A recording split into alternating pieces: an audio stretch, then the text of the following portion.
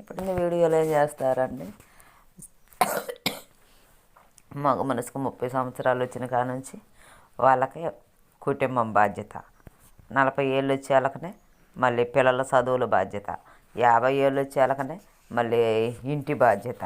అంటే వాళ్ళ ఫ్యామిలీలు ఎలా నడపాలి, ఇల్లు ఎలా కట్టాలి, ఇట్లాంటి బాధ్యతలు. మరి ఆడ మనిషి ఏం చేస్తుందండి? ఏం చేస్తుంది? పిక్కలాట ఆడుతుందా? కూరగాయలు కోస్తుందా?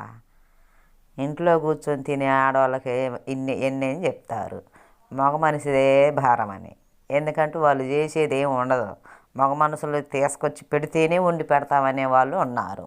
అందుకని ఎన్ని మాటలని చెప్తారు. స్త్రీలు సగం మంది కష్టపడే వాళ్ళు ఉన్నారండి, సగం మంది పైనే ఉన్నారు.